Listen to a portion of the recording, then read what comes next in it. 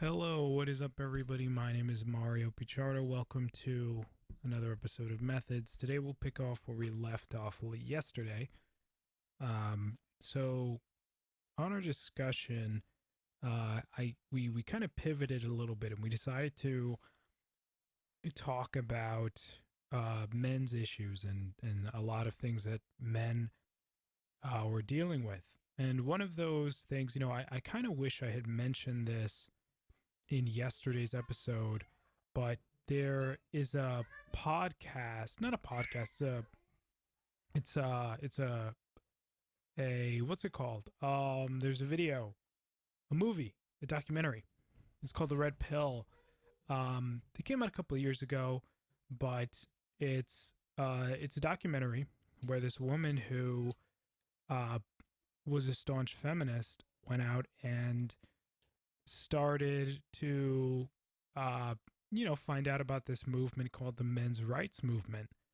And the documentary is really her kind of taking videos of herself, like kind of like a vlog diary style video to document her experiences in between interviews that she did as she began to learn more and more about men's rights and the things that were facing men.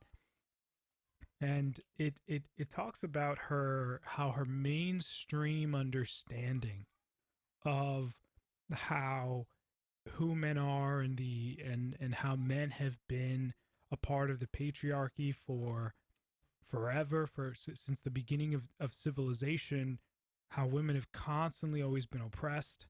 And it's very slowly what starts to unravel is the fact that, well, what we're being taught now concerning men isn't exactly quite right. Men have a lot of things to lose, let's say even just by marriage. And she covers all of that in that documentary. So I definitely want to recommend checking out The Red Pill.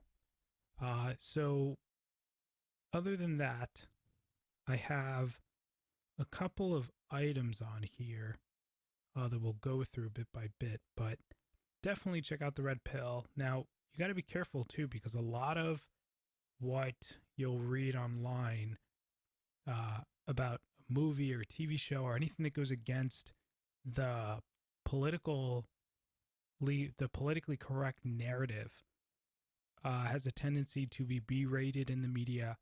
It's almost as if everyone who's in the media has the same ideology, the same stance, the same narrative that they're trying to push. So just be careful with that. Don't worry about the reviews. Check out The Red Pill. I highly recommend it. Now, let's get on with today's show. So I have in front of me kind of a point that I want to go over. And I was listening to, I also have another recommendation. Jordan B. Peterson, if you don't know who he is, or you have heard about him, but you've heard a lot of bad things, because the media has been covering him, not really recently, but before. They covered him months and months ago. Years ago, he was slammed as an alt-right, and then at the same time, he was slammed as a Jewish kind of like white supremacist figure. So he's somewhere in between a Nazi and a Jew, trying to exterminate the white or whatever. He's kind of in between. He's at both sides of the extreme. So Jordan Peterson, but who is he? Jordan is a professor at a university in Toronto. I think it is the University of Toronto. And he became famous because he started to post his lectures online. And it slowly started to gain traction to where he started to actually build a real following online. And people used to watch his videos, they would share them, they'd spread it around so that more and more people could come to understand who he was and kind of what his message was. And he really kind of just took off from there. So Jordan has since published 2 books. He's done tons of interviews. There's a lot of content on him that you can find online. He's a part of this part of the internet known as the intellectual dark web, which, again, you have to be careful with what you read online, just because a lot of these mainstream outlets who will call anyone who even slightly disagrees with their political beliefs or ideologies an alt-right or a radical or an extremist. He's not any of those things, I promise you. In fact, Jordan espouses a lot of taking responsibility for one's own life and where we are and what we can be, and to strive to be better people. So he's really the furthest you can really get from being some kind of radical or someone who's trying to push people to the fringe. So enough with that. So there's two books that Jordan's written. One's called 12 Rules for Life, which is his most recent book, and it tries to espouse what are the 12 most important things that you can focus on to get your life down the right path. And it is a little bit of how it sounds. It is a little self-helpy. But it's also, in my opinion, reads like one of his lectures. He talks a lot of important concepts, a lot of things that are kind of nuanced, a lot of things like people rag on him because he has one section of the book where one of the rules is heavily related to lobsters and the hierarchy associated with lobsters. And then he compares that to the human hierarchy and how humans at different socioeconomic levels have different opportunities for things, and they experience life in different ways.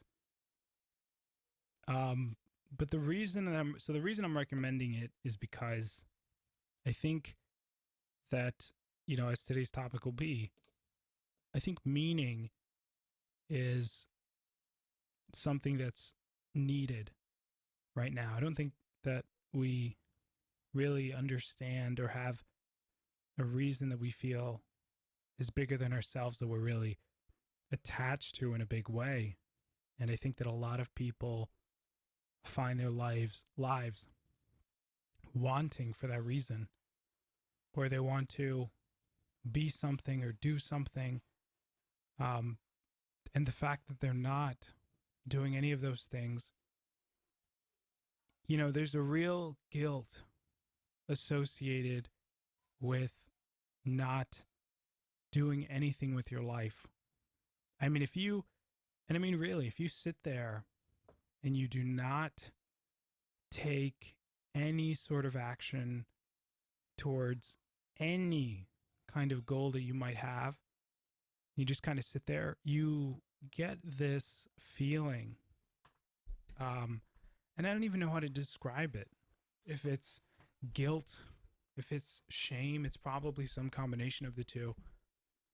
But there's a real feeling that people have that is this kind of dread, is the best way I can describe it. When you're at a point in your life where you're not moving forward, when you're not making any sort of progress. And that's really what we're going to talk about today. I think as a man, particularly as a man, the world has kind of looked at us and said, at least this leftist ideology that permeates all facets of public society, and even in the movies too, men have been portrayed as, in a large way, sidekicks, or as disposable beings, as disposable people. And of course, that's incredibly dangerous. Human life has meaning, and the meaning that we find in our lives gives us hope for a better tomorrow, or a hope that things later on down the line end up getting better than wherever they are now. looking towards the future and seeing a potentially better place in our lives is what allows us to keep going. But knowing also that that future could be whatever we want it to be. That's what was meant in the Declaration of Independence for the pursuit of happiness, was that idea that a man could have the right to move forward in his life and try to change things for the better, no matter where he was. But a lot of what we're starting to see now is men actually remove themselves from society. And they're removing themselves in large part because, well, society's told them that they're disposable. So what did we really expect to happen in that case? When society espouses that women can do and be anything, the be-all, end-all single parent, and you remove men from the equation and you suppress men by removing their ability to even really fight a woman for custody of children, marriage almost immediately becomes a lose-lose situation for men. The wife doesn't stay home to watch the kids. He's not necessarily the sole breadwinner, if the breadwinner at all. And the man is put in a position where he becomes the caretaker of the child, or else he doesn't really have a place or a point to exist. See, men need a fight. They need a meaning, something greater than themselves to be a part of. And they need a reason. They need a reason to be here. They need to have something that they can work towards, something to put their energy towards, some opponent, some energy, some barrier to break down. And if we remove any opportunity or chance for a man to have his fight by telling men that they need to be nicer, that they need to be kinder, that men can't be men because being a man is toxic or bad in whatever way, that kind of rhetoric injures men. I used to think that it was totally fine, because on TV, for example, we used to joke about the man not really holding the pants in a relationship, and I thought that was harmless fun. Hey, let's swap it around. Everybody really knows that the man is the head of the household. But we'll play around, we'll joke around with this. The women are, leave men as the punching bag. The women are really the smart ones. But what I didn't get as time went on was that really wasn't as apparent or as well understood as I thought it was. And what came out was, no, men really are stupid. And women really are better than men. And in fact, that's the gospel. And if you so much as imply that that's not true, you kind of get scorned. And even mentioning certain parts of even the Bible, because the Bible talks a fair deal about men having certain positions. And men being the head of the household, for example. that even bringing that up today is super controversial in a left dominated ideological world. And so what I took for granted, um, is just a joke, is clearly not a joke. Clearly wasn't a joke. Um, and I think that as men, we need to really, for lack of a better word, put our foot down and fight the good fight. Because look, this isn't about us not looking silly, but it's about being in a society of men. And one of the biggest things that men are here for is to fight the good fight. A man's job, I think, primarily is to speak truth, speak what the truth is, and live in the truth. Living in God, living in Jesus, living by the Bible, and not swaying from that. Knowing what your truth is and not bulking from it. And don't bulk from it for social appeasement of the liberals with their pitchforks, and if you dare to misgender someone. Because what happens when good men do nothing is evil prevails.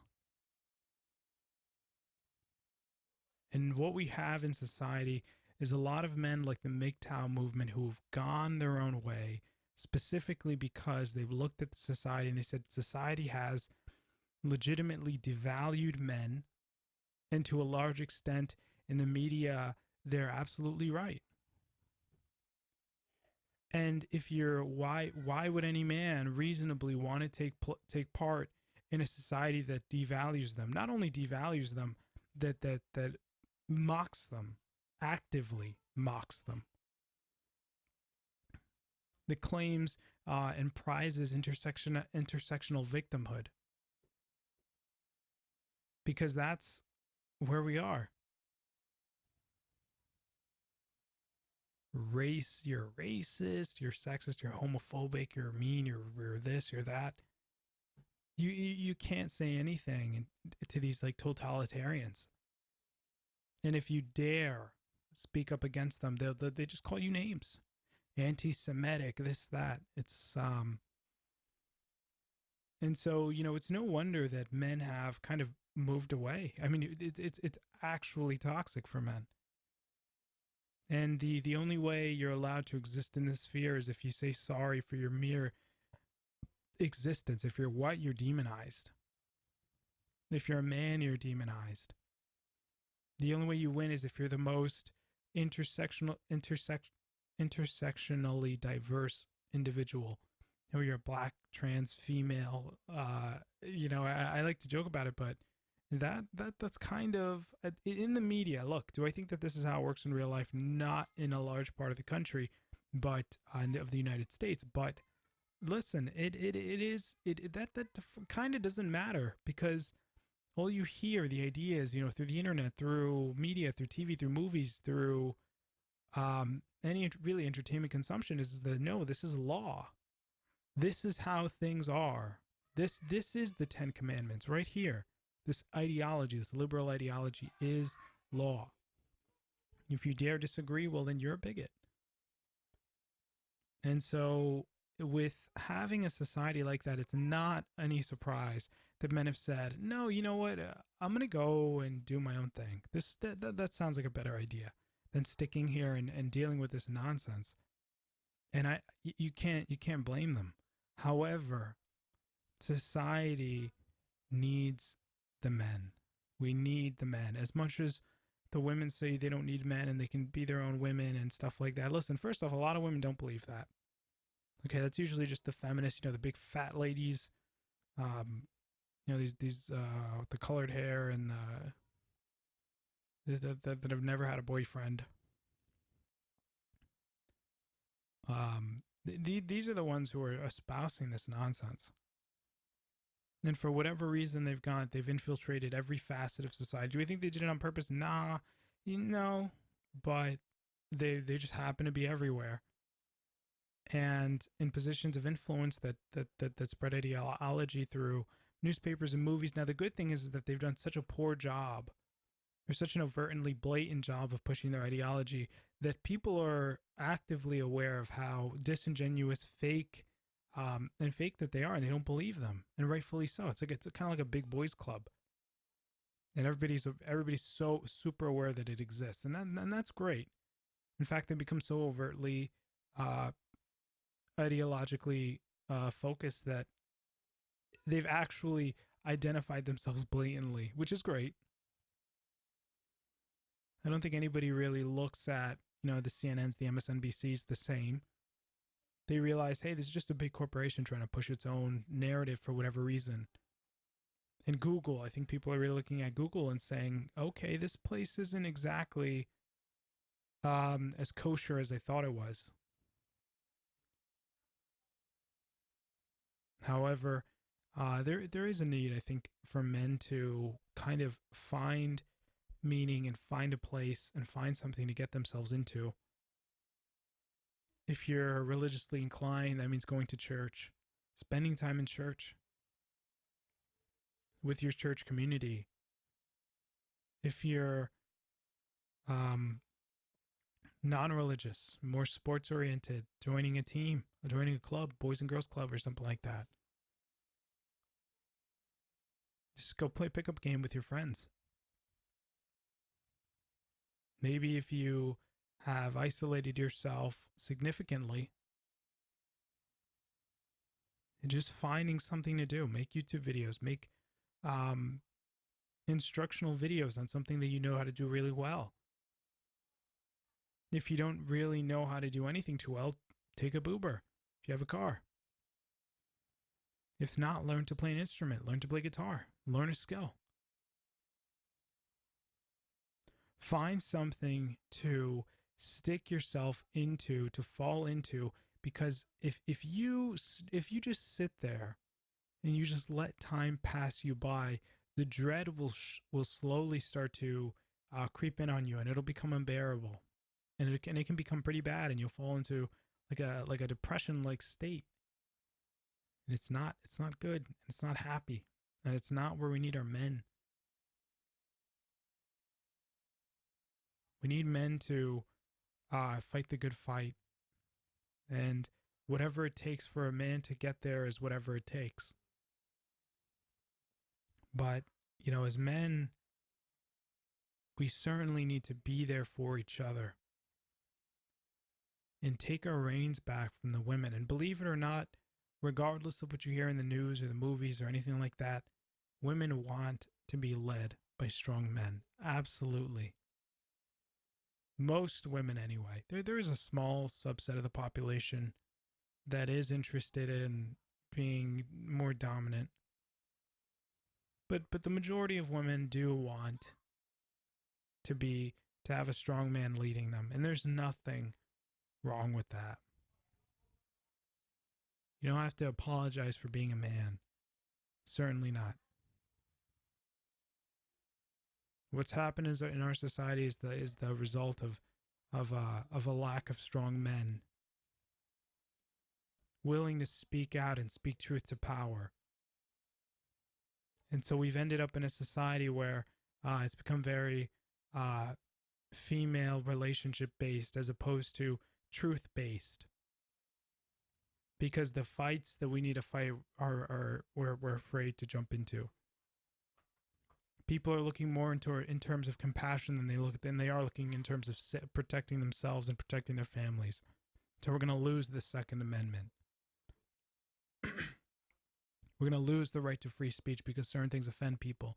We're not even going to call people who go to prison what they should be called. We're going to call them now apparently we're going to call them justice-involved persons, whatever that's supposed to mean. Well, that doesn't describe anything. Were you someone who committed a crime? Were you a police officer? Well, what's a justice-involved person?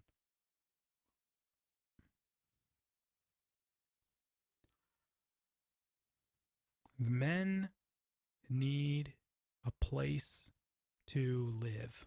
And if we don't give men the place and the space to become men, and if we as men don't take responsibility for our own lives, as Jordan B. Peterson says, make our own beds, stand up with our shoulders back. Don't balk in the face of conflict.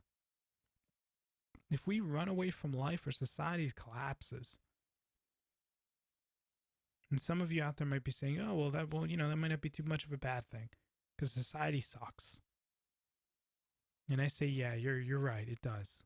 It does because things got this way. But they got this way because other men balked and didn't either." So, as a man, I'm willing to fight the good fight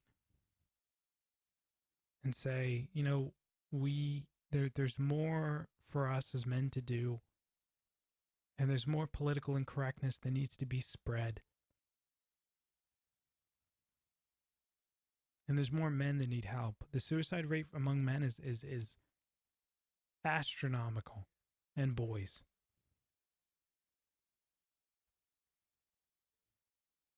How dare you say something mean to a woman? You know what I mean? This is it. This is where it is. So, I was looking up some studies because I was kind of really trying to dig into it. But then I kind of realized, I don't know how much the statistical stuff really matters for the format of this podcast. I don't mind throwing the numbers out there. This many men, this many women, this many that, because that there is an importance there, I think.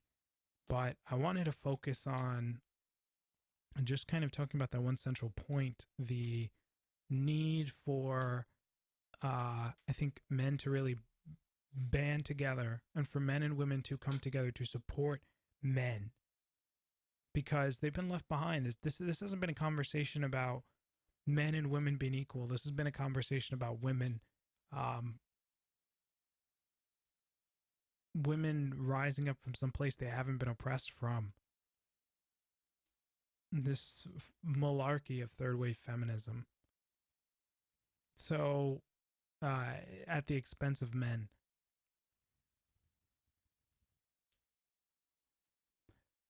So thank you guys for listening. This will be the end of this episode. We'll come back tomorrow. Back for more. If you guys like this episode, this video, please feel free to share it.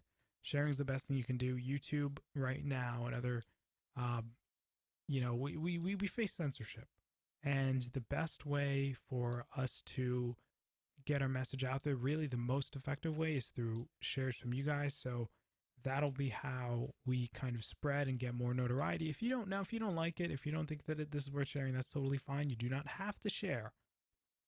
However, if you do, that would be very much appreciated. You can also engage. You can write a comment. Let me know what you think. Let me know what your thoughts are.